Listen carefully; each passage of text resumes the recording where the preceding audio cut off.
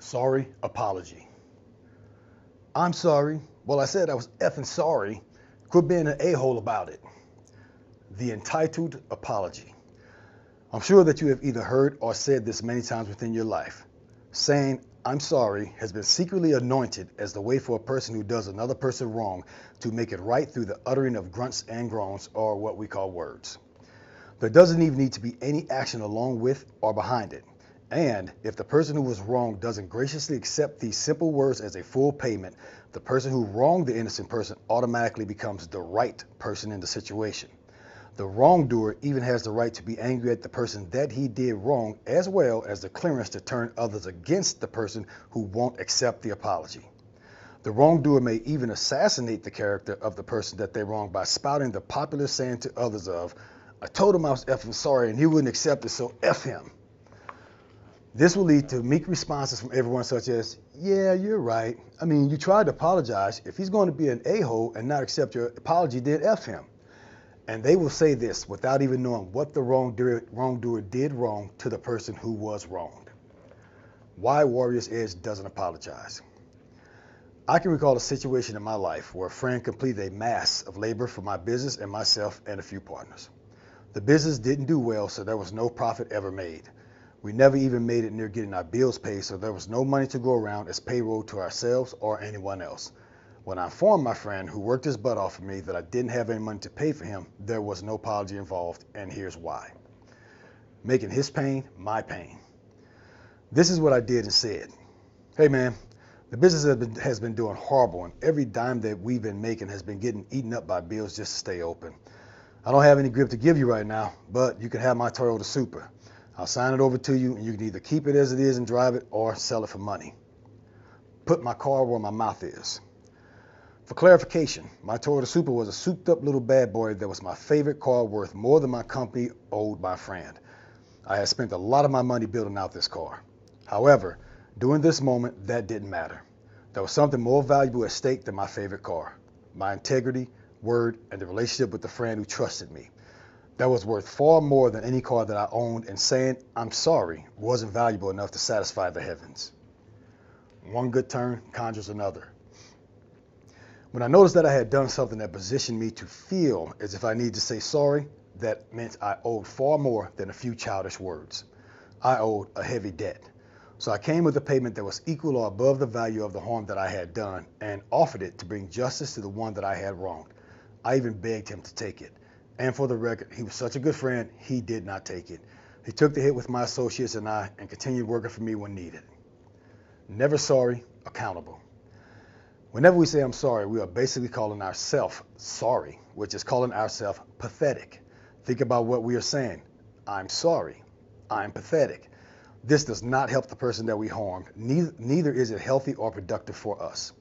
Instead of being pathetic, we need to seize control of the situation with confidence and make things right by saying, what can I do to make this right?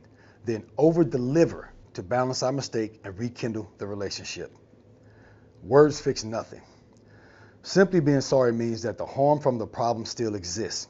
And agree with me or not, this problem is us for thinking that we can cure a bad deed with simple words. When making a mistake, don't say sorry and remain an existing problem. Be proud and become the solution. Bring a payment that makes people hope that you will do something wrong again and have to compensate them for it. Trust me, you won't be sorry for it. Public wrong, public right. If an act or mistreatment is executed by one person to another while in the presence of others, publicly, it is not the same as it occurring in private. First of all, regardless of who we were targeting and intending to address, any surrounding bystanders who could see and or hear the incident socially and legally become part of it as a witness.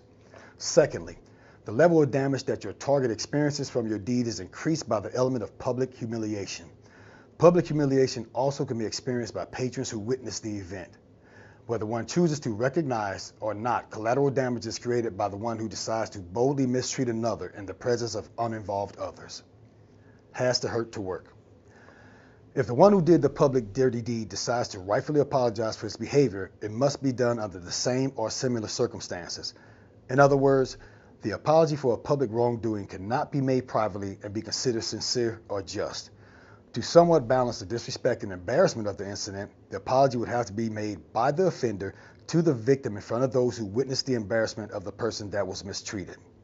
An apology such as this most likely won't erase all of the harm caused by the initial incident, but it will demonstrate the sincerity of the apology by the offender who is willing to jump through a small hoop and present himself for public embarrassment to try and repair things.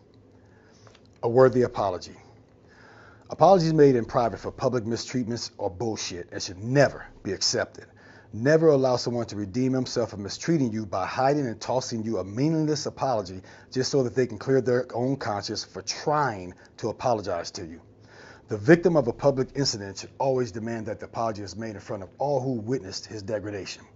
This is reasonable, logical, and it could actually bring integrity to the feeble act of the verbal apology, which holds no true value because they offer nothing to the victim and take nothing from the apologizing offender except two useless words, especially when done privately. Power of shame. A public apology, however, offers the offender an opportunity to demonstrate his sincerity by humbling himself in shame and apologizing to the victim in front of the people that witnessed the deed. A public apology also returns decency and value back to the victim who it was stripped away from by the offender during the incident. It additionally is a powerful gesture of respect to the witnesses from the offender through its act of exhibiting directly to them that justice and righteousness is still powerful among the civilized. It will be more than appropriate for the offender additionally to apologize individually to all witnesses. This would be brave.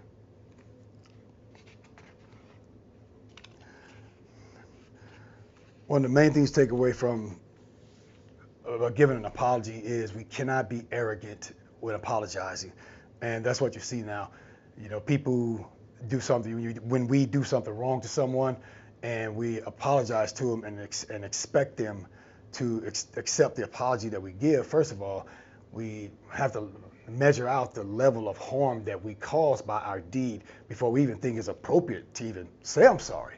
You know, sometimes we can do something so bad or so stupid or ignorant that saying I'm sorry that's what you call insult to injury is all it is.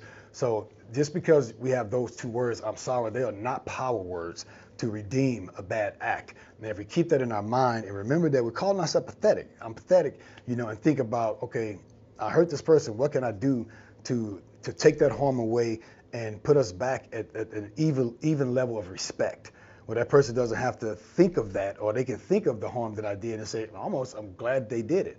I can remember one time one of my students, he broke something, I can't recall exactly what it was. Oh, I do recall. He broke the door handle to the dojo to come in and out. He just broke the key off in it and messed the door handle up. So I was like, oh man, you screwed this door handle up, this and that, da da da da da. Well, he ended up coming back the next day with a punch key code, installed it and everything. Here, sir, I repaired that.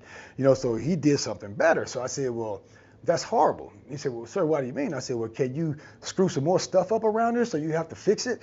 And that's how you make an apology. You know, and actually that was one of the ways that he had actually learned from me my situation with when I offered my Toyota Supra to my friend. But that's the way that you want to apologize. We don't apologize by feeling entitled where we can just say these two words and that person better accept it. Because then you're just all we're doing is bullying the person. And that's not a real apology. That's a sorry apology.